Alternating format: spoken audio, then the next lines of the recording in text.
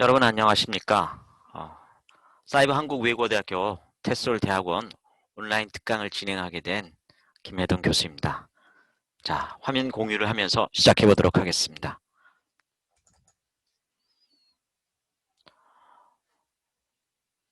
제가 오늘 여러분께 말씀드리고자 하는 것은 A New Normal in Adult English Education in the COVID-19 Era, 즉 코비드 시대에 있어서 새로운 정상이 되는 성인 영어 교육에 대해서 말씀드리도록 하겠습니다. 저는 이제 한국외국어대학교에 소속된 교수로서 활동하고 있습니다. 자, Copyright disclaimer. Any attempt to copy, modify, or distribute this presentation is void. 즉, 제가 발표하는 특강 내용을 복사하거나 배포하는 것은 좀 자제해 주시면 감사하도록 하겠습니다. 이 특강도 여러분들이 지금 참여하고 있는데 제가 이 초상권 보호를 위해서 참여하시는 분들은 이렇게 화면에 띄우지 않고요. PPT도 저작권에 위축되지 않는 그런 내용들, 그런 폰트만 사용해서 활용하도록 하겠습니다. 자, 여러분들께서 그 점에 대해서 이해해 주시기를 바랍니다. 제가 발표할 내용은 variables including influencing changes in ELT, 즉 문헌에서 영어 교육에 뭔가 변화를 발생시키는 것이 변인들이 있을 텐데 그것들이 무엇일까? 문헌상에서 얘기한 것들에 대해서 좀 살펴보고요. 그러면서 그런 변화를 발생시키는 것 중에서 정책이 굉장히 많은 역할을 하고 있지 않겠습니까? 그런 정책에 대해서 지난 20여 년 동안에 중요하게 우리에게 기억되었던 정책들이 무엇인가 한번 살펴보도록 하겠습니다. 그러면서 우리 여기 들으시는 분들께서 초등이나 중등 교육에 이렇게 참여하시는 분들이 많으실 수 있겠지만은 고등교육 쪽으로 좀 초점을 두어서 말씀을 드리도록 하겠습니다. 고등교육 쪽에 있어서 대학에 있어서 많이 좀 신경을 쓰고 있는 것이 이제 Korea College Scholastic Ability Test, 대학 수학 능력 시험에 있어서 영어 과목이 Criterion Reference Test, 즉 절대평가제로 시행됨에 있어서 어떤 영향을 받고 있는가, 그리고 코비드-19이 이 대학 교육에 어떤 영향을 주었는가, 이런 점들에 대해서 살펴봄으로써 우리가 영어교육 전문가로서 어떤 측면에 대해서 신경을 쓰고서 변화에 대응할 것인가 생각해보면 좋을 것 같다는 생각이 듭니다. 자, 그러면 질문을 제가 여러분한테 한번 좀 드려보도록 하겠습니다. What are the variables that may influence changes in ELT classroom? 영어 교육 교실에 영향을 주는 변인으로서 어떠한 것들이 있을까요? 이런 저런 것들을 좀 생각해 보실 수가 있겠습니다. 자, 제가 이 특강할 때는 이 줌으로 참여하신 분들한테는 채팅창에 이렇게 몇 가지 이렇게 좀 쳐보라고 했더니 여러 가지 변인들을 쭉 나열을 했었습니다. 정책, 제가 말씀드렸던 정책이라든지 그 다음에 사회적 환경, 교육과정의 변화, 이런 얘기들이 쭉 있었는데요. 문헌상에서 나와 있던 것들을 한 3가지 살펴봄으로써 우리가 어떤 변화에 영향을 주는 요인들이 무엇인가 한번 검토할 기회를 가져보도록 하겠습니다. 키스 존슨이라는 분이 그 ELT 커리큘럼이라는 책에서 이런 얘기를 하고 있습니다. 실러버스나 프로그램이나 클래스룸, 특히 티칭이나 러닝에 영향을 미치는 것들이 무엇이 있을까? 인풋 해갖고 인풋 프로덕트 오브 디시전 메이킹, 어떤 결정을 내리는 데 있어서 영향을 주는 것들이 무엇이 있는가 봤더니 파티스판트하고 폴리시 메이커스, 니즈 애널리스트, 이런 분들이 쭉 있는데 이 중에서 폴리시가 가장 영향을 많이 미치고 있더라 라는 얘기를 하고 있습니다. 즉 정책 입안자라든지 요구 분석가라든지 교수법 전문가라든지 매트리얼스 라이터스, 교재 개발자라든지 티처 트레인스, 교사 훈련자라든지 교사라든지 학생 자신들이 영어 교육 과정의 부분으로서 다 참여하고 있죠. 그 중에서 폴리시, 정책이라는 것이 쭉 수업 수업 상황에 있어서의 가르침이나 배움에 영향을 미치는 요인으로 간주받고 있습니다. 또 다른 그림을 한번 살펴보면요. 레아 디킨슨 제메인이라는 분이 이분들은 그 이벨리에이션이라는 그 평가라는 책을 썼습니다. 그래서 영어 교육 과정에 영향을 미치는 것들이 무엇이 있는가, 이렇게 평가에 영향을 미치는 것들이 무엇이 있는가 봤는데 어떤 핵심에는 클래스룸이 있다고 봤습니다. 그 다음에 스쿨, 그 다음에 지역, 그 다음에 사회, 이런 것들이 쭉 있다라고 보았습니다. 그러면서 당연히 politics, 정치라는 것이 이 클래스룸에도 영향을 미치고 또 클래스룸의 변화가 또 정책에도 영향을 미칠 수 있다라고 이렇게 보았습니다. 즉 여기 있는 다 관련된 요인들이 있으니까 경제라든지 종교라든지 cultural influences, 문화적 영향이라든지 그런 것들 쭉 얘기하고 있습니다. 그 다음에 인스펙터, 어드바이저, 뭐 사람들, 교장 선생님이라든지 장학관이라든지 학부모님이라든지 그 다음에 교육부라든지 소셜 에티튜드 앤 익스펙테이션 이런 것들이 다 영향을 미친다고 봤는데 요 그림에서 빠진 게 하나 있네요. 뭐가 빠졌습니까? 네. 지금 말씀드리자면은 케네디도 영어 교육에서 변화가 발생을 한다면 클래스룸 이노베이션이라고 얘기할 수 있는데 그 클래스룸 이노베이션은 가장 밑에서부터 발생하는 것이고 컬처럴, 폴리티컬, 어드미니스트레이티브, 에듀케이셔널, 인스티튜셔널 즉 문화적이나 정치적이거나 행정적이거나 교육적이거나 교육기관적인 변화가 교육의 가장 핵심인 교실 환경의 변화를 불러일으킨다고 봤습니다. 근데 보면은 여기에 인바이러먼트란 것도 영향을 미침을 우리는 경험하고 있습니다. 즉 코비드-19 상황이 코비드-19 팬데믹이 발생함으로 해서 우리 교실 환경에 영향이 일어나고 그 영향은 면대면 수업이 아니라 매체를 통해서 학습자와 교사가 연결되어서 수업을 하게 하는 형태로 변화하고 있다는 것이죠. 자, 이러한 변화의 모습들 다 정책이라든지 문화라든지 다 관련된 사람들이 있지만 그러한 변화에 영향을 주는 것 중에 정책이 가장 윗부분 쪽에 많이 톱다운 쪽에서 많이 위치하고 있고 그 다음에 우리가 최근에 경험하고 있는 것이 코로나 상황, 환경적인 질병적인 것도 영향을 미친다라고 이렇게 볼 수가 있겠습니다. 그러면 우리나라 상황에서는 이러한 변화에 영향을 주는 변인들 중에서 어떤 것이 많은 영향을 미칠까요? 네. 아무래도 정책적인 것이 그간 영향을 많이 미쳐왔으니까 이 도표상에서도 보여주었듯이 윗부분 쪽에 영향을 미치는 이 상향 부분 쪽에 좀 위치하고 있지 않습니까? 그래서 그걸 좀 살펴보고요. 그 다음에 팬데믹 상황에 맞춰져서 교실 상황이 어떻게 변화했는가도 살펴보는 것이 오늘 특강의 중요한 초점이 되겠습니다. 자, 우리나라 얘기했으니까 우리나라 상황을 한번 좀 살펴보는 것이 필요하겠죠. 우리나라 상황. 네. 뭐 제가 도표 같은 것이 있는데 이게 소스 자료를 제가 좀 얘기하기가 어려워서 그냥 간단하게 이렇게 서술을 했는데 우리나라 한 5천만이 넘는 인구가 되면서 이제 고등학교까지 의무 교육을 하고 그 다음에 초등학생이 약 한 300, 한 2, 30만 정도 되고 중등학생이 한 200만 명이 되고 그 다음에 고등학생도 한 200만 명에 이르고 한 190만 명 정도 되고 그 다음에 주니어 칼리지 해갖고 뭐 3년제 대학이 한 7만 그 다음에 언더그래주에이트이 한 25만 대학으로 이렇게 있습니다. 제가 지금 자료를 이렇게 보니까 초등은 30한 3만 명, 32, 3만 명, 중등이 20만 명, 고등이 한 19만 명. 그 다음에 대학생들이 보면은 한 37만 명, 2013년에 한 37만 명이었는데 2017년이 되면서 한 34만 명으로 지금 줄어들고 있습니다. 네.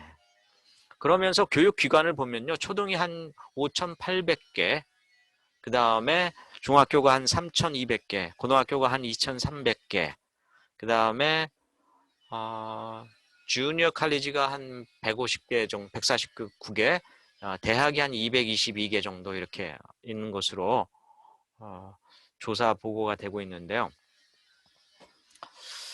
보면은 이 학생 수가 줄고 있다는 것이 가장 이렇게 주목할 만한 상황이라고 할 수가 있겠습니다. 자, 우리나라의 그 영어 교육은 언제 시작합니까? 우리나라의 영어 교육은 보면은 officially start at age 9, third grade in primary school입니다. 초등학교 3학년에서 시작을 하죠. 공식적으로. 그러면서 중학교, 고등학교, 그리고 대학교 1, 2학년에서도 선택 과목이나 혹은 필수 과목으로 영어 과목을 시행하고 듣게 됩니다. 그럼 이것을 뭐 시수로 살펴보면은 대략 초등학교 3학년 때부터 시작해서 공식적으로 고등학교 1학년 때까지 그렇게 시간을 따지면 906시간 이렇게 시간을 이렇게 볼 수가 있겠습니다. 이제 시수에 따져갖고 쭉 살펴보면 이렇게 되겠습니다. 자, 이 수업 시간이 과연 능능숙한 영어 교육을 할 수 있을 만큼의 수준에 다다르는가에 대해서는 조금 이렇게 의문이 좀 있습니다. 보면요, 우리나라 교육 과정에 있어서 objectives 보면은 그 교육 과정에 있어 갖고 수준을 이렇게 좀 잡아놓지 않습니까? 초등학교 3, 4학년, 그 다음에 초등학교 5, 6학년 성취 기준이라고 하죠. 그 다음에 중학교 3학년까지, 그 다음에 고등학교 이렇게 영어까지 해서 다달의 성취 기준을 이렇게 서술해 놓은 것을 쭉 살펴보면요. CEFR이라고 해서 Common European Framework References에서 유럽 각국에 있어서 외국어 실력의 수준에 다다르는 정도를 서술해 놓은 수준에 대해서 서술해 놓은 표가 있습니다. 거기에 맞춰서 보면요. 우리나라 초등학교 3, 4학년은 가장 낮은 수준인 A1 레벨, 그리고 초등학교 5, 6학년이면 한 A2 레벨 이렇게 되는 것 같아요. 서술해 놓은 그 다다를 수준 정도로만 보면 그 다음에 중학교 하면은 그 B1, B1과 B2 레벨 정도 되고요. 고등학교 되면 한 B2 레벨, 거의 C1 레벨까지 이렇게 다다르는 것을 이렇게 서술상으로는 성취 기준으로 이렇게 잡혀 있습니다. 보면은 그 일본 같은 경우에는 그 다다를 기준을 B1을 고등학교까지 이수한 사람이 한 40% 정도 다다른다 이런 식으로 이렇게 잡고 있는데 이 우리나라 그 교육 과정에서 다다를 수준 성취 기준만으로 이렇게 CEFR에 맞춰서 비교해 본 것을 갖고 외국 사람들이 보면요, 유럽 사람들 특히 보면요, 우리나라 교육 과정의 성취 기준 목표가 굉장히 높다라는 것으로 이렇게 파악하고 있습니다. 그거는 아마도 우리나라 교육 과정에서 다다를 수준에 대해서 가장 잘하는 사람이 다다른 수준으로 이렇게 그 학년까지 초등학교 3, 4학년, 초등학교 5, 6학년, 중학교 3학년 이렇게 설정을 해 놓다 보니까 높은 수준으로 이렇게 서술된 것이 아닌가 싶습니다. 자, 그러한 점에 봤었을 때 우리나라 교육과정의 성취 기준 또 조금은 좀 국제적인 기준에 맞춰서 좀 조율해야 될 필요가 있다라고도 볼 수 있겠습니다. 보면은 CEFR은 A1, A2, B1, B2, C1, C2 해갖고 6단계로 있으면서 A1이 가장 낮은 단계, C2면은 거의 원어민급에 달하는 그런 6단계로 이렇게 영어의 수준을 나눠놓고 있습니다. 자, 그러면서요. 그러면은 우리나라 이제 교육에 대해서 수준이라든지 시간이라든지 뭐 현상에 대해서 이렇게 쭉 좀 살펴봤는데요. 중요한 우리나라의 영어 교육 정책은 무엇이 있었을까 한번 좀 살펴보도록 하겠습니다. Major ELT Related Policies in Korea, South Korea 갖고 보면요. 초등학교 영어 교육이 있었습니다. 네. 이건 1997년서부터 시작해서 지금까지 계속되고 있는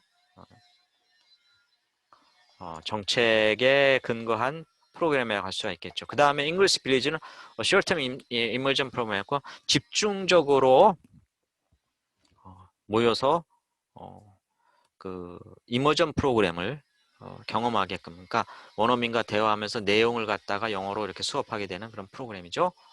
그 다음에 NEET라는 것도 있었습니다. 평가와 관련된 시험과 관련된 것이었죠. National English Ability Test. 그 다음에 English Program in Korea, 에픽 프로그램 해갖고 게스트 네이티브 잉글리시 티처스 해갖고 원어민 교사를 초청하는 그런 프로그램도 있었습니다. 그 다음에 Linkage Between the Educational Broadcasting System, EBS TV와 대학 수학 능력 시험을 연결시키는 미디어와 관련된 그런 정책도 있었고요. 그 다음에 최근에 Criterion Reference Test in CAT, 어세스먼트와 관련된 절대평가, 영어 쪽에만 지금 실시하고 있는 그런 것도 있습니다. 자, 이러한 여러 가지 프로그램들을 간략하게 살펴보면 이런 정책들이 1997년에 프라이머리 스쿨 잉글리시 에듀케이션이 시작되었죠. 이 프라이머리 잉글리시 에듀케이션은 1997년에 시작되었는데 제가 여기 있는 뭐 그림들을 조금 있었는데 보니까 이게 저작권에 문제가 될 것 같아 이렇게 좀 뺐습니다. 굉장히 수업 시간에 활동을 하면서 의사소통 중심으로 이렇게 수업을 많이 하고 그렇게 진행을 하고 있습니다.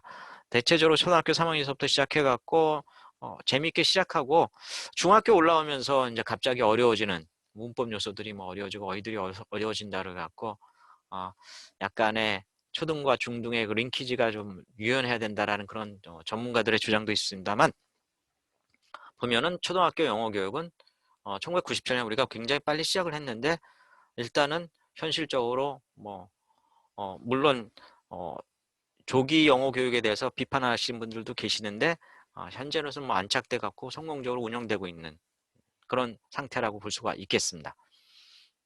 다음에 이제 잉글리시 빌리지라는 것도 있습니다. 이것도 이제 제가 사진이 몇 가지 있었는데 예, 저작권에 괜찮을지 모를지 몰라서 하여튼 그냥 뺐는데 뭐 잉글리시 빌리지 하면은 뭐 여러분 어딥니까 파주에 가서 이렇게 하루 정도 묵으면서 뭐 거기에 어디에 가서 이렇게 뭐 물건을 산다든지 쇼핑을 한다든지 뭐 소방서를 구경한다든지 하면서 거기에 계시는 원어민들과 이렇게 대화를 하는 형태의 프로그램, 즉 현장 체험 학습과 같은 그런 프로그램이었죠 2004년에. 근데 지금은 어떻게 됐습니까?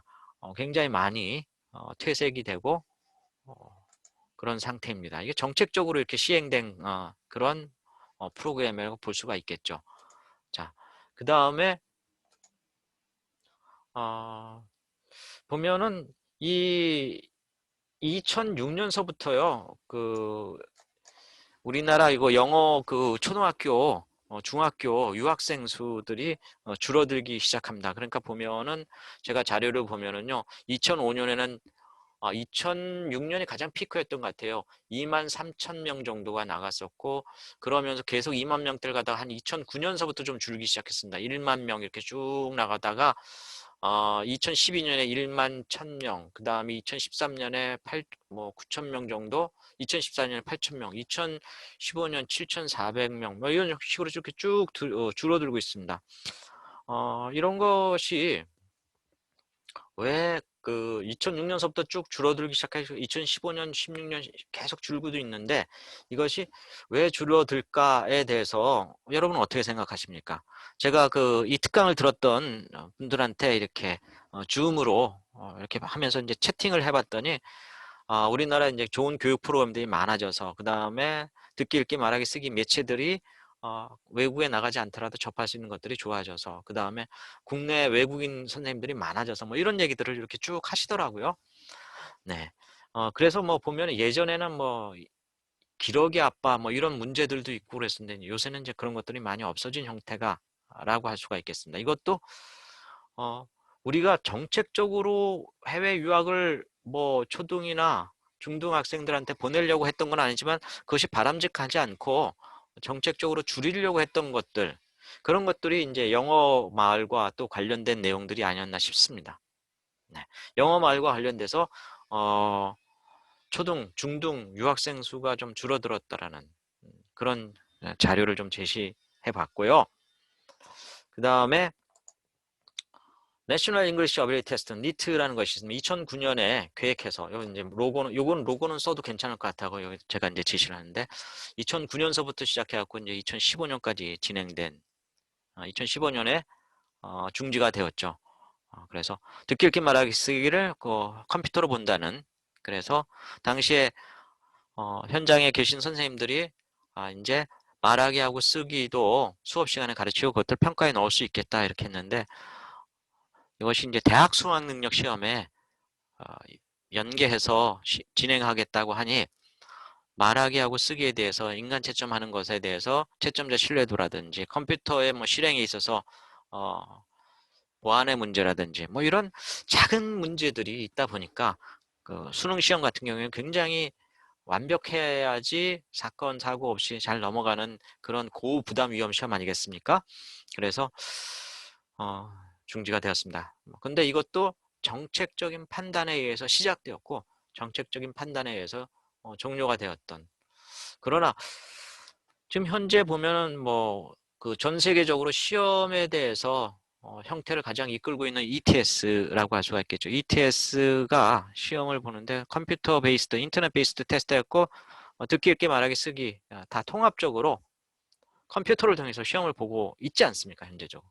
그러니까 시험도 앞으로는 미래의 시험은 컴퓨터를 결국은 활용한 시험이 될 텐데 국내에 영어 교육 하시던 분들이 경험들이 많이 있으니까 그걸 좀 살리고, 특히 말하기 쓰기가 컴퓨터를 통해서 측정될 수 있다는 그런 점에 있어서 이것은 중지된 정책이지만 많은 전문가들이 영어 교육의 전문가들이 장기적으로는 그 컴퓨터를 기반으로 한 시험이 실행이 되지 않겠느냐 하는 그런 생각을 갖고 있습니다. 다음으로 보면요, 잉글리시 프로그래밍 코리아 해갖고 이 에픽 프로그램이라는 것이 있습니다. 이 에픽 프로그램이라는 것은 1995년서 시작해갖고 쭉 진행이 되고 있습니다. 금년도까지도 에픽 프로그램 해갖고 원어민 선생님을 리크루팅해서 일선 현장에 고등학교, 중학교, 초등학교에 이렇게 보내는 프로그램입니다. 가장 피크를 이뤘던 데가 2011년입니다. 2011년. 그때 한 9,320여 분의 영어 교사분들이 활동을 왔었고요. 최근에는 채 1,000명도 되지 않게 이렇게 채용이 되고 있습니다. 그래서 이것도 보면은 정책에 의해서 굉장히 2010년, 11년서부터 12, 13, 14, 15년 정도까지, 그러니까 2008, 9, 10, 2010년대, 2010년 전후로 해서 굉장히 열성적으로 진행되었던, 그래서 원어민 선생들이 교육 현장에서, 우리가 초, 중, 고 현장에서 많이 있을 수 있었던 그런 프로그램이었는데요. 최근에 이제 영어 교육에 대해서 재정 지원이 많이 이루어지지 않다 보니까 이제 정책적으로도 이것이 좀 위축되어 있는 상황이라고 볼 수가 있겠습니다. 다음으로요, EBS 프로그램이 EBS 연계 정책이라고 하죠. 2010년서부터 시작이 되었는데 이것이 이제 어떻게 보면 석세스풀하다는 것은 뭐냐 하면은 과외를 받을 수 없는 학생들한테 이 프로그램을 제공을 하고 그래서 EBS 교재에 나온 것들이 시험에 많이 나올 수 있게 함으로써 사교육을 좀 완화하자라는 그런 목적으로 뭐 그런 측면이 반영된 바도 있습니다. 그러면서 이제 부정적인 영향은 아무래도 시험에 나오는 것들을 공부를 하다 보니까 EBS 교재들 있지 않습니까? 수능 특강 뭐 이런 것들, 그 교재들이 거의 고등학교 현장에서 메인 텍스트북처럼 이렇게 사용된다라는 점, 이게 좀 아쉬운 점이라고 할 수가 있겠죠. 그리고 또 하나의 문제점이라고 할 수 있는 것은 이 EBS 영어 쪽입니다. 영어 쪽. 영어 쪽의 교재에 있어서는 영어 지문들을 이렇게 따서 원문을 가지고 와서 그것을 갖고 이제 시험 문제를 출제를 하는데, 물론 이제 저작권상으로 보면요, 시험 문제 자기 가르쳤던 학생들을 대상으로 해서 시험 문제를 시험을 보기 위해서 영어 지문을 따서 사용하는 것은 저작권에 위배되지 않습니다. 그리고 무료로 하면은 괜찮습니다. 네. 그런데 이제 수업료를 받고 혹은 뭐 책값을 받으면서 출간되는 그 저작물에 들어가는 영어 지문에 대해서는 저작권을 우리가 받아야 되거든요. 그런데 EBS에 들어가는 영어 지문들은 저작권은 원 저작자들한테 저작권을 받아야 되지 않는가 싶습니다. 영어 교과서 같은 경우에는 이제 검정에 통과하고 나면은 교육부에서 저작권을 확보를 해줍니다. 네. 그리고 저작권과 관련해서 그러다 보니까 저작권과 관련해서 이 영어 문제에 관해서 이제 변형 문제라 하잖아요. 지문을 활용해서 다른 형태로 지문을 문제를 내서 이렇게 통용하는 상업적인 목적으로 통용하는 경우가 많이 있습니다. 그런데 그러다 보니 EBS 교재에 나오는 지문은 제한되어 있고 그 지문을 활용해서 문제를 만든 사람들은 엄청나게 많고 또 지문을 활용해서 수능에서 문제를 내야 하고 하니까 수능에서 대수능에서 영어 문제 내는 분들이 굉장히 그 지문 활용을 하는 데 있어서 출제를 하는 데 있어서 어려움이 많이 있습니다. 그 점에 대해서 뭐 여러 이야기들이 있고 그런데 현실적으로 뭐 저작권 EBS 문제는 좀 해결을 해야 되지 않을까 하는 뭐 개인적인 생각을 갖고 있고요. 그 저작권 문제가 해결해야지 그 EBS에서 이제 본 저서의 저작권은 EBS에 있으니 지문을 마음대로 활용하지 않도록 하시오라는 얘기를 할 수가 있지 않겠습니까? 그래야지 그 점이 이제 컨트롤이 돼야지 출제하는 경우에서도 그 지문을 활용해서 출제를 하는데 좀 더 적절한 문제가 나올 수가 있겠죠. 그 지문이 있으면 그 문제가 나올 수 있는 유형이 좀 정해지는 경우가 많이 있으니까요. 자, 시험 이제 얘기를 하다 보니까 이 EBS도 그렇지만은 상대평가와 절대평가도 대수능과 관련된 그런 중요한 이슈가 되겠습니다. 자, 상대평가는 그 Norm Reference Test라고 하죠. NORM. 그 다음에 절대평가는 Criterion Reference Test라고 할 수가 있겠습니다. 즉, 이 Criterion Reference Test는 특정 점수 이상이면은 뭐 통과 아니면 fail 뭐 이런 형태로 보면 되겠고요.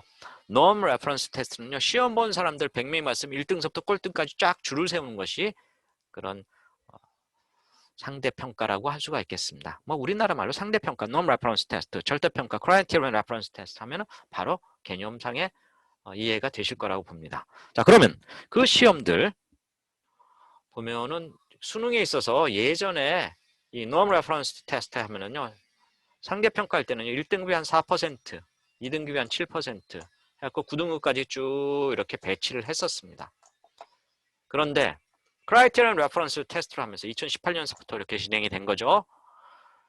90점, 그러니까 환산 점수가 90점서부터 100점까지면 1등급, 80, 92등급 이렇게 쭉 맞은 점수에 따라서 줄 수 있게끔 해놨습니다. 그랬더니 어떤 일이 발생을 했습니까? 1등급이 2018년에 10.08%, 원래 4% 정도 나오다가 갑자기 많이 나온 거죠. 52,000명이 나왔습니다. 2019년에 5.3%, 27,000명. 이건 평소에 나오던 한 2% 정도보다 조금 많이 나오긴 한 거죠. 그 다음에 2020년에 7.44% 나왔습니다. 그래서 탑 메이저 유니버시티 해갖고 보면 한 3만 명이 정원이 되는데 영어 1등급 2020년에 3만 5천 명 나왔으니까 그 탑 10 유니버시티에 들어가는 정원보다도 많은 학생들이 나왔으니까 시험이 수능에 있어서 영어 과목은 편별력이 없어졌다라고 이렇게 얘기해도 과언이 아니겠죠. 보면요. 2018년에 1등급은 10%, 그 다음에 2등은 19.6%입니다. 자, 2019년에 여기는 5.3%, 이 도표가 있는데 이것도 이제 제가 출처를 제시하기가 어려워서 이렇게 했는데 여기 14.3%입니다. 2등급이. 2020년 20학년도에 7.44% 1등급이죠. 2등급이 16.25%입니다. 그러니 뭐 20% 이상, 거의 한 23% 정도가 1, 2등급이니 또 영어의 변별력이 없어지는 상황이 발생하고 있는 거죠. 자, 제가 그래서 이 보여준 이렇게 표를 한 거는요. 이제 도표인데요. 이 도표에 뭐가 냐면 2021년도 금년도죠, 이제. 2021학년도 수능, 그러니까 이제 작년도에 치러진 수능의 시험 등급을 보면요. 12.66%. 이거 이제 빨간 표시로 이렇게 해야 되는데 12.66%가 나왔습니다. 12.66%라는 것은 뭡니까? 앞에 보여드렸던 10%, 5%, 7%보다도 더 많은 상황이 나온 거죠. 아마도 뭐 두 가지 이유가 있지 않을까 저는 그렇게 생각합니다.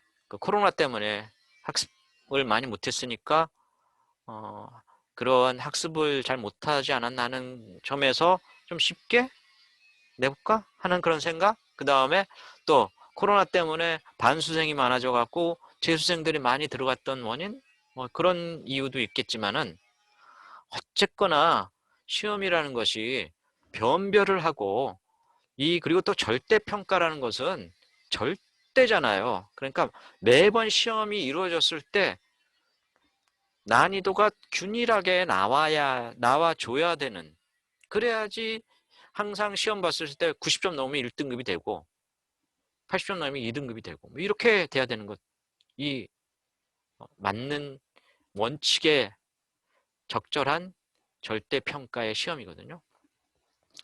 그래서 제가 여기 이제 무슨 얘기를 넣어놨냐면요. 제가 이거는 이제 초상권 때문에 사진이 이렇게 한 이제 3개 넣어놨는데 그 유명한 그 요리 프로그램에 나오시는 분이 있지 않습니까? 뭐 제가 이름은 뭐 안 돼도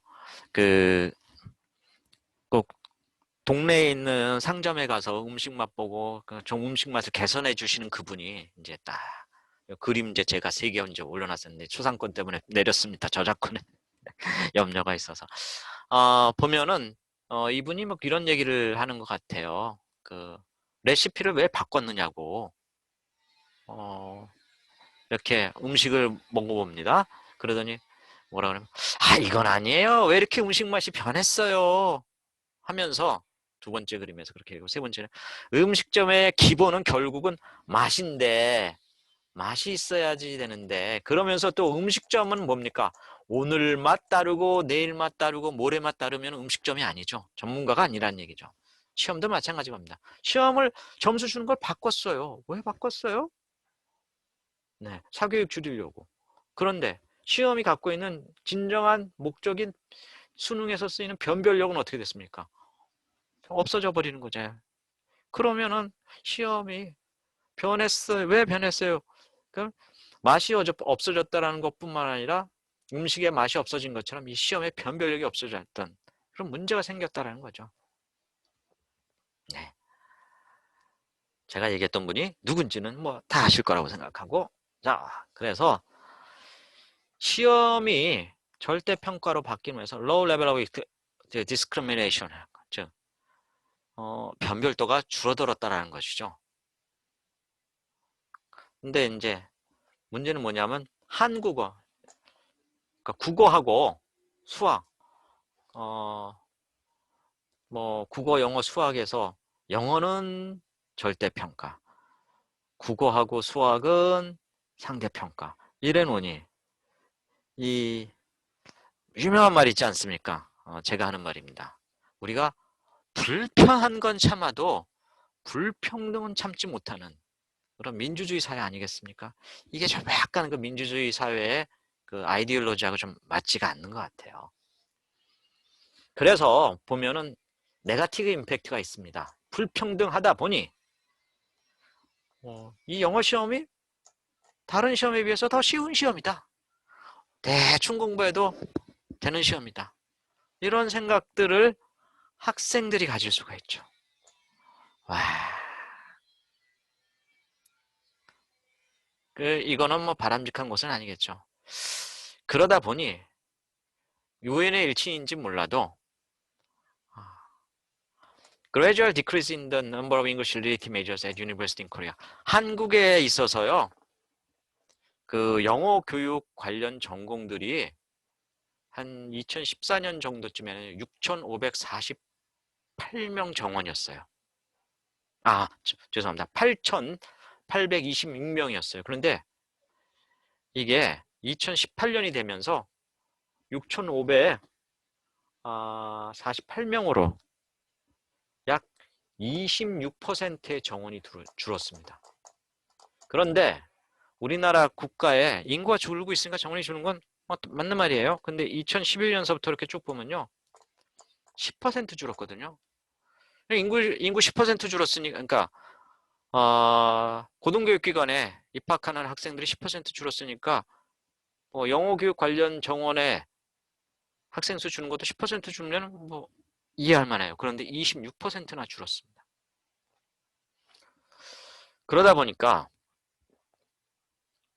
대학교 선생님들이 야 이게 뭐냐 하는 생각이 들 수가 있겠죠. 그러다 보니 고등학교하고 대학교 교수님들 선생님들이 국어하고 수학도 절대평가로 가야 되는 것 아니냐 이런 얘기를 하게 되는 것이겠죠. 고등학교 선생님들 같은 경우에는 특히 선택 과목에 있어서 수능에 있어서 고등학교 1학년 때까지만 수준이면 1등급 다 받을 수 있다는 생각을 해서 그런지 2, 3학년 되어서 선택 과목으로 영어를 선택하는 경우가 굉장히 줄어들고 있다고 합니다. 문제죠. 대학 같은 경우에 전공하는 정원이 6,000명 정도로 6,500명 정도로 줄어들었어요. 그러니 이게 영어에 대해서 이렇게 관심이 적어지는 것이 과연 국가적으로 봤을 때 괜찮은 것인가?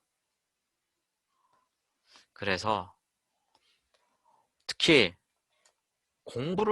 영어 공부를 안 하면 영어 실력이 줄어들 텐데, 떨어질 텐데, 국가 경쟁력이 떨어지지 않을까 염려하는 측면이 많이 있습니다. 자, 외국어는 그 나라의 국가의 경쟁력이기도 하지만 개인에 있어서도 그 부의 차이를 이루게 하는 요소이기면은 틀림없는 것 같습니다. 제가 그림은 뺐습니다만 외국어를 잘 알고 있으면요. 워런 버핏이 얘기했듯이 the more you learn, the more you earn 이런 얘기가 나옵니다. 더 많은 외국어를 알수록 더 많이 번다. 여기 이코노믹 앤 소셜 베네피스가 있고요. 이코노미스트라는 잡지에서 여기 조사한 도표가 하나 있는데요. 그 영어는 조사를 안 했지만 German이나 French를 잘 구사할수록 평균 임금보다 더 높은 보너스를 받고 있다는 실증 자료를 유럽 쪽에서 이렇게 보여주고 있습니다. 그래서 중요한 언어, 영어죠. 에 대해서 잘 알고 있을수록 급여에 있어서 플러스 되는 측면이 많다라는 사실을 보여주고 있습니다. 그러다 보니 그건 이제 국가적으로 굉장히 많이 그런 연구가 시스템이 바뀌어오고 있습니다. 이 글로벌라이제이션을 위해서 우리나라에선 언제 했습니까? 1997년에 했었죠. 초등학교 영어 교육을 시작했습니다. 다른 나라를 보면요. 2002년에 재팬에서는 Japanese with English Abilities라는 그런 캠페인을 시작해서 경제 개발을 위해서 영어를 강화해야 된다는 입장으로 2002년서부터 시작하고 있습니다. 2003년에 칠레에서는 English Open Doors 영어가 문을 열어준다 고 강조를 하고요. 스웨덴 같은 경우는요. 2011년에 English as one of three core subjects in school alongside mathematics and literacy. 그러니까 스웨덴의 수학, 그 다음에 literacy, 문식력, 그러니까 글자 이해력이죠. 그러니까 모국어겠죠. 그 다음에 English를 세계의 가장 중요한 과목으로 2011년에 삼았습니다. 2017년에 보면요. 아일랜드에서도 랭귀지 커넥트라는 그런 정책을 시행하면서 외국어 교육이 굉장히 필요하다는 그런 얘기를 했습니다. 자, 그러한 자료들이 있고요. 그 다음에요. 제가 요거는 여기 있는 거는 이제 저작권 제가 만든 자료가 아니라 다른 분의 자료를 제가 참고하는 것이기 때문에 이렇게 올려드리지 못함을 여러분께서 이해해 주시기 바라고요. 저작권 때문에요. 여기에 있는 슬라이드에 원래 들어가 있는 그림은 무엇이냐면 2003년도에 제1 외국어를 유럽에 있는 국가에서 시작하는 나이를 그려놓은 것하고 2016년도를 비교한 것입니다. 여기 없지만요. 2003년도 2003년도의 지도 그림에서는요. 어떤 일이 발생하냐면요. 10세에 가 넘어서야지 그 외국어를 시작하는 나라들이 꽤 있었습니다. 영국이라든지 포르투갈이라든지 뭐 이렇게 몇 개국에 한 6개 국가 정도가 있었고요. 그 다음에 대략 한 6, 7세쯤 이렇게 시작하고 그랬습니다. 그런데 2016년 되니까요. 6세 이하서부터 시작하는 나라도 있고요.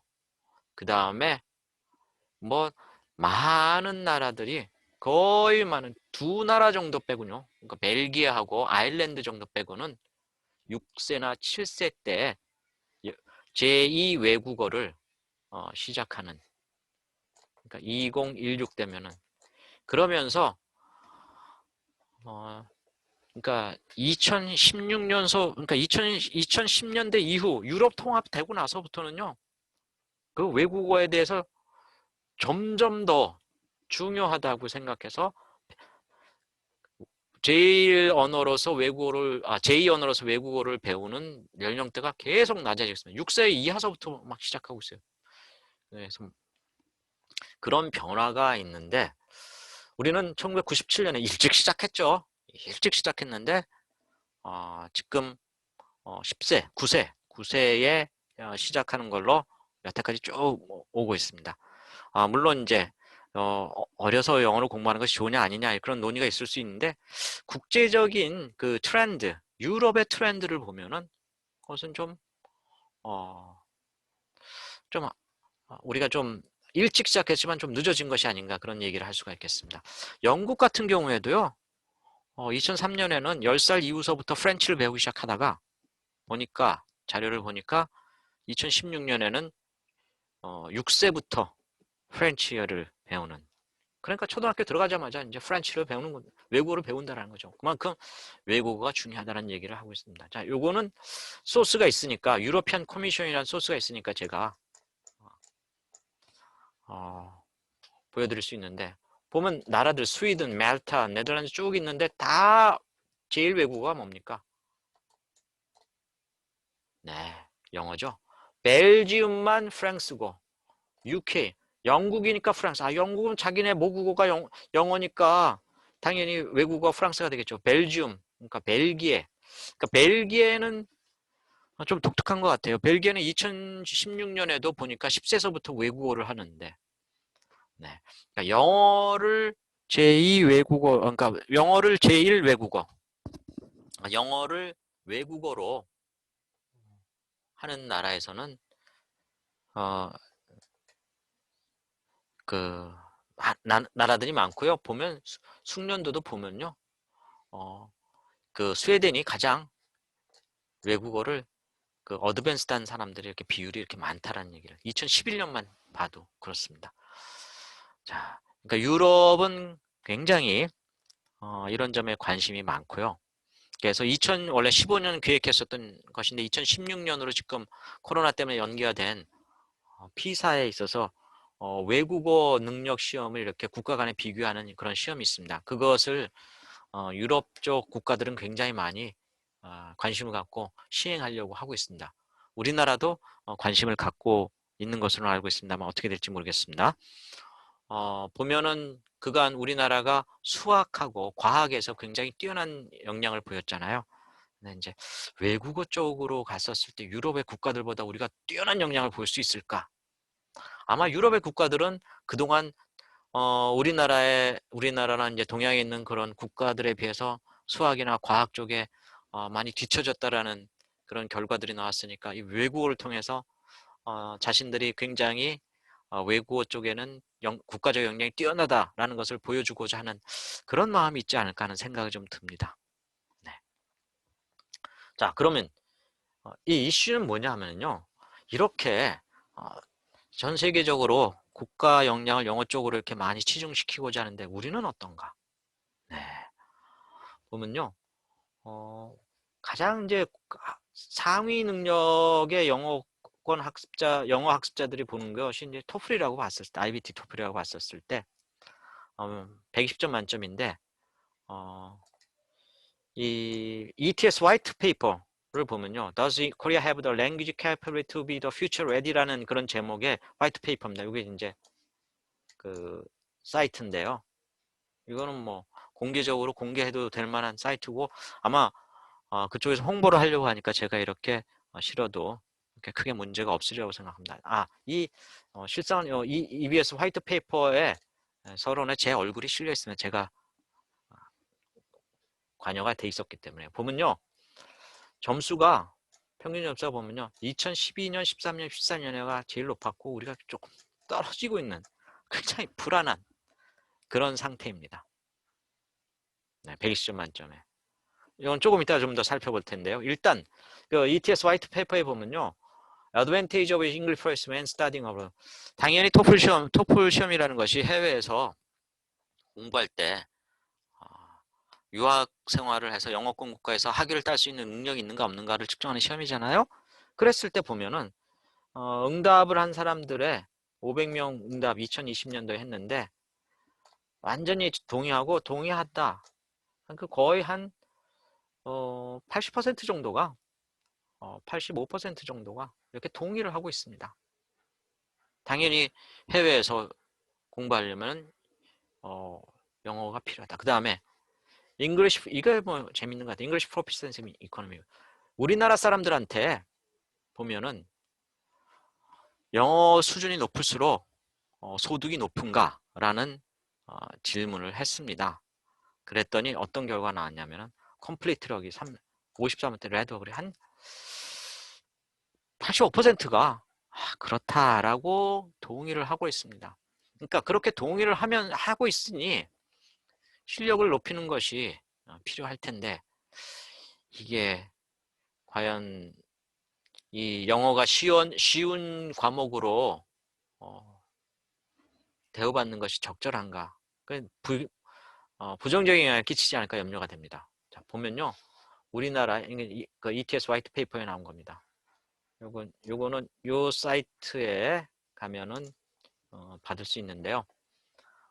보면 우리나라가 85점 이렇게 쭉 가다가 2018년 하면서 하여튼 점수가 올라가야 될 텐데 이렇게 올라가지 않아요. 재팬이 제일 낫네요. 많이 보니까 그렇습니다. 네, 차이나 조금씩 올라가고 있죠. 홍콩 계속 올라가고 있고 인디아 잘합니다. 뭐 제2 언어니까요. 인도네시아도 올라가고 있네요. 자, 북한 북한 잘하는 사람들만 시험 보니까 특별 소수층만 보니까 높은 평균 점수를 보이는데 꾸준합니다. 타이완도 올라가고 있고. 자, 우리가 예전에 잘했어요. 85점으로 높았는데 83점 정도까지 막 이렇게 왔다 갔다 한다는 건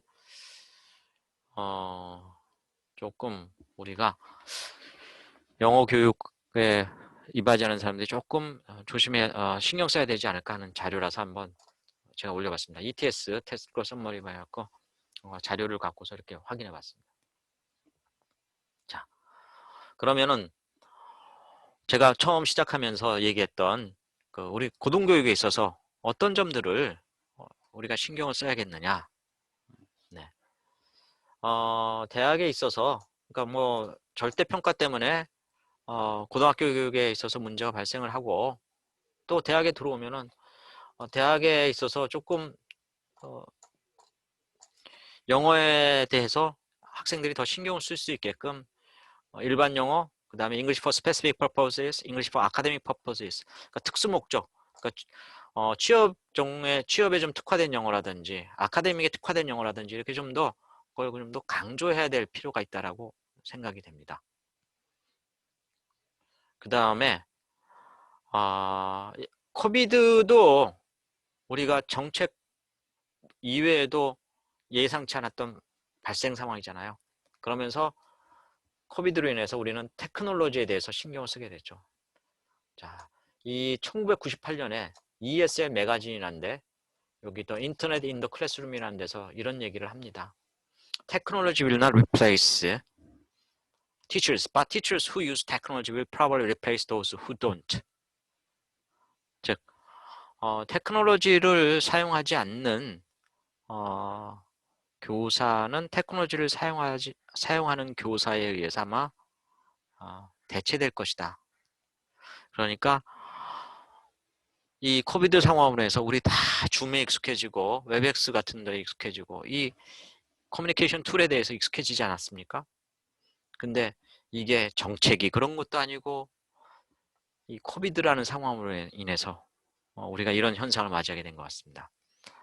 그러면서 의사소통 능력 개념이라는 거 있잖아요. 촘스키가 랭귀지 컴피턴스를 얘기했는데 이제 하임스가 링귀스틱 컴피턴스와 소셜 링귀스틱 컴피턴스라는 걸 얘기하면서 이렇게 개념들을 막 변화해 왔는데 보면은 바크만 판머가 2010년에 제시한 커뮤니케이티브 컴피턴스라는 이런 도식에 보면은 도식이 있습니다.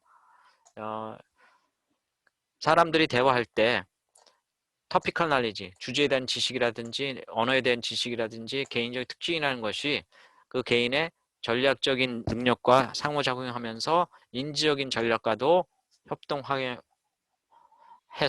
말을 하면은 그것을 상대방은 듣고 또 말을 하고 받고 하는 것이 발생을 하는데 여기에 있는 이러한 것들이 커뮤니케이티브 컴피턴스라는 그런 개념으로 이렇게 우리가 이해를 하고 있습니다. 그런데 이러한 것뿐만 아니라 젠킨슨이 2006년도에 얘기했던 매체를 다룰 수 있는 기술이 필요해진 것이 아닌가 싶습니다. 매체를 다룰 수 있는 것이라는 것은 여기에 플레이, 퍼포먼스, 시뮬레이션, 어프로프리에이션, 멀티태스킹, 컬렉티브 인텔리전스, 트랜스미디어, 내비게이션, 네트워킹, 네고시에이션 이런 것들을 들 수가 있는데요. 보면은 디지털 스킬이라는 것은 작동할 수 있는 능력. 우리가 옛날에 그 카세트 테이프 있는데 어디를 눌러야지 소리가 녹음이 되고 어디를 눌러야지 그냥 단순히 노래가 녹음한 것이 그냥 다시 이렇게 나오는지 그거 버튼 누르는 것도 알아야지 쓰는 거 아니겠습니까? 그러니까 우리가 코비드 시대에 왔었을 때 줌이라는 것을 갖다 어느 버튼을 누르고 어떻게 해야지 대화할 수 있고 참석할 수 있고 볼 수 있고 들을 수 있는지 이런 것 그것도 디지털 스킬인데 그런 것도 이제는 영어 말하기 하기 위해서는 필요한 기술에 들어가게 됐다는 것이죠. 자, 그러면서 수행을 하는 거. 이제 작동시키고 거기에다 말하고. 그 다음에 시뮬레이션. 거기에 내가 익숙하지 않은 상황일 테니까 거기에서 내가 통화에 대해서 활동하고. 그 다음에 적합한 미디어 콘텐츠를 선정하는 거. 자, 오늘은 뭐 줌을 쓸까? 아니면 카카오톡을 쓸까? 아니면 이메일을 쓸까? 그런 것들. 그 다음 멀티태스킹. 자, 줌도 쓰면서 카카오톡도 보면서 그 다음에 뭐 PDF 파일 그 태블릿 PC도 활용하면서 여러 가지 이렇게 작동하는 그런 스킬이 필요하죠. 그 다음에 콜렉티브 인텔리전스, 위키피디아 같은 거 만들어 갈 수 있는 그런 작업들을 해야 되고 트랜스미디어 내비게이션. 자, 이쪽에서 저쪽으로 옮겨 나가는 거. 자, 카톡을 하다가 갑자기 이제 이메일로 옮겨 나간다든지. 그다음에 네트워킹을 SNS를 쓸 수 있는 거라든지 니고시에이션 하면서 판단하고 디스트리뷰티브 커뮤니케이션 하는 거. 요거는 뭐 일종의 일반적인 얘기일 수도 있겠습니다만 이와 같이 디지털 스킬이란 우리가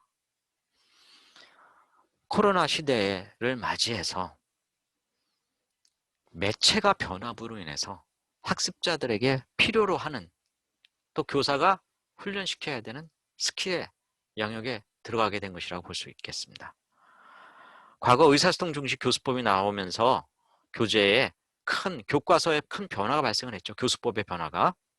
그런데 이 코비드 시대는 교수법의 변화라기보다는 매체의 변화가 우리 수업에 큰 변화를 갖고 오고 가르치는 교재의 변화를 갖고 오게 된 것이라고 볼 수가 있겠습니다. 거의 혁명이 발생한 거죠. 자, 이런 혁명이 발생하다 보면 사람들이 어떻게 대응하는가? 대학원생들에 대해서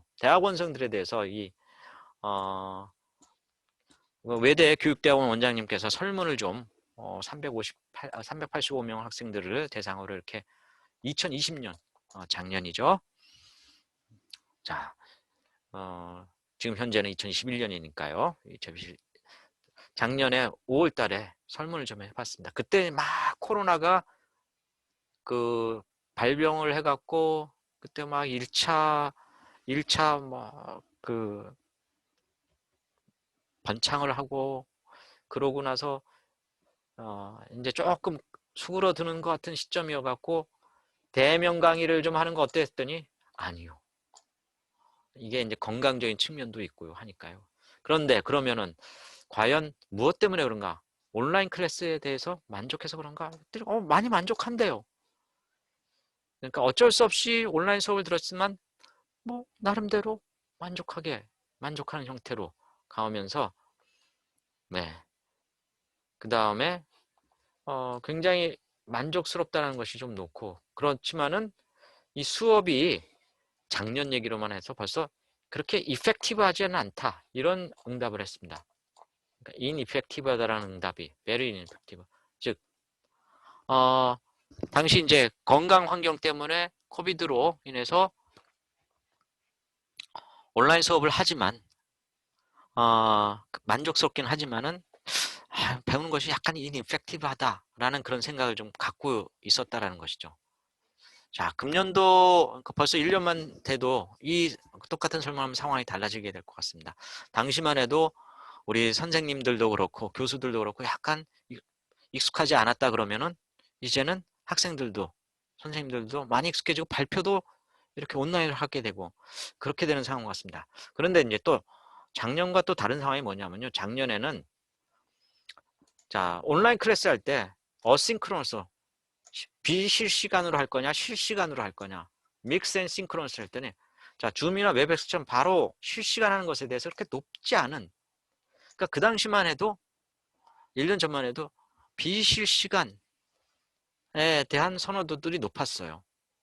여기뿐만 아니라 코리아 어소시에이션 오브 티처스 오브 잉글리시라는 학회입니다. 여기서 이제 학술대회를 제가 운영을 하면서 학술대회 작년 7월 2일서부터 4일 동안 3일간 하는데 대한상공회의소에서 하는데 실제로 와서 하실 거냐 아니면 싱크로너스로 할 거냐 어싱크로너스로 할 거냐 그러니까 인바이티드 스피커한테 물어봤어요. 그 다음에 아더 프레젠트들 물어봤더니 실제로 사이트에 와서는 36% 싱크로너스 실시간으로는 19% 어싱크로너스 즉 자기가 녹화한 것을 보내주고서 이렇게 하는 것을 이렇게 좋아했습니다. 자, 학술대회는 이렇게 계속 좀 진행되는 것 같습니다. 이제 온사이트 안 하고 녹화된 것을 보내서 그것을 틀어놓고 Q&A는 실시간으로 하는 형태로 많이 되는 것 같고요. 수업은 현재로서는 싱크로너스한 형태, 실시간으로 줌으로 웹엑스로 이렇게 수업을 하는 것이 현재 이제 고등기관, 그러니까 사이버 대학 아닌 일반 대학들의 현상인가라고 그렇게 볼 수가 있는 것 같습니다. 자, 제가 얘기했던 뉴 노멀 인 더 클래스룸에 보면은 수업 시간에 이게 들어와 있다는 거죠. 이게 이제 미러링 수업해갖고 실제로 수업하면서 수업하는 내용이 영상으로 이렇게 나가게끔. 그래서 실시간이 돼 수업 현장 상황도 보여주지만은 또 온라인의 역할, 온라인 클래스도 되는 그런 형 것이 뭐 상징적으로 새로운 정상임을 보여주는 물체가 아닌가 싶습니다. 자, 테크놀로지는 우리가 어떻게 쓰지 하는 리스트릭트한 상황이 있고 이제 여러 사람들이 뭐 서로 쓰고 오픈된 그런 상황도 있고 그렇습니다. 그러면서 이제 그것이 실제로 수업의 매체로 이렇게 적용되고요. 여기서 이제 더 나아가서 보면은 테크놀로지 그 자체가 새로운 내용을 개발해내는 그런 단계까지 나가는 경우가 있습니다.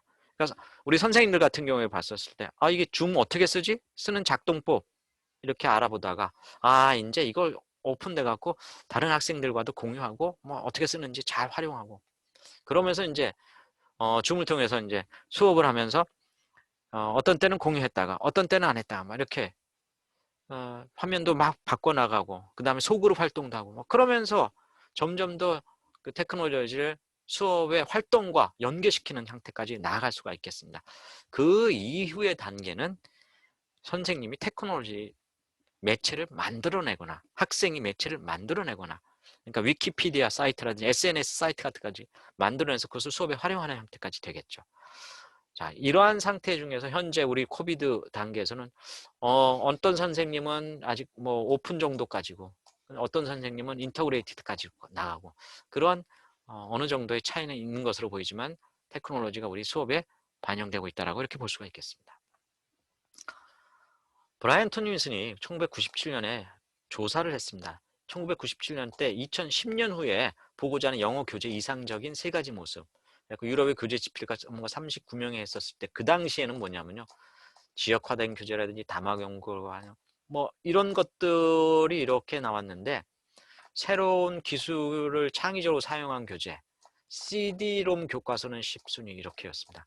그 당시만 해도 어떻게 됐었습니까? CD-롬 해갖고 이제 페이퍼 교과서가 아닌 CD-롬 그 다음에 인터넷 뭐 이런 것들이 들어오기 시작하는 그렇죠. 93년서부터 인터넷이 이렇게 사용되기 시작했으니까 그런 단계가 한 5년 지나고 나니까 관심은 있었어요.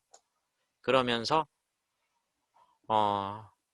테크놀로지가 반영되는 교재에 대한 관심은 그래도 다른 것에 비해서는 낮았지만 자 이제 만약에 우리가 교사들에게 어떤 미래의 교재에 개발된 모습을 보고 싶으냐라고 물어보면은 조금 더 테크놀로지와 그다음에 교실 현장이 연계되는 소위 말한 블렌디드 러닝에 대한 욕구가 더 높아져 있을 것이라고 생각이 됩니다. 시대가 변하고 코비드라는 상황이 우리에게 영향을 미쳤기 때문에 그렇죠. 자, 이제 마지막 말입니다. We are not yet sure if blended learning will turn out to be very successful. However, great emphasis should be given to estimating the effect of a certain education policy and the experience of using new tools in an ELT context. 자, 말씀드렸던 blended learning, 미리 오기 전에 매체를 통해서 예습을 하고 와서 수업 시간에 학습을 하는 아니면은 실시간 하고 미러링처럼 현장에서 수업하고 또 온라인으로 수업하는 그런 형태의 이 블렌디드 러닝이 계속 성공적으로 코비드가 종료된 이후에도 남아있을 것인가 아닌가에 대해서는 아직 우리가 판단하기는 어렵습니다. 만약에 이제 이 영상이 1년이나 2년쯤 지나고 제가 다시 봤었을 때 저의 판단이 어땠는가 이렇게 보면은 어떻게 그때쯤이면은 뭐 제가 생각했던 답을 얻을 수 있겠죠. 그런데 어찌되었든 우리 전문가로서 영어 교육에 관련된 전문가로서 인식하고 있어야 될 것은 앞서 전반부에서 쭉 말씀드렸던 정책에 대해서 우리가 관심을 가지고 있는 것이 필요하겠다 싶고 그 다음에 새로운 매체가 도달했을 때 그것을 수용적으로 잘 받아서 교실 현장에 투영해서 학습자의 학습 발달에 도움을 주는 형태로 나아가야 된다는 점에는 여러분께서도 동의하실 거라고 생각을 합니다. 자, 이렇게 해서 오늘 특강을 마치도록 하겠습니다. 여러분 끝까지 들어주셔서 감사합니다. 이제 공유도 중지하고요. 그 다음에 발표도 중지하겠습니다. 여러분 항상 좋은 나날 되세요.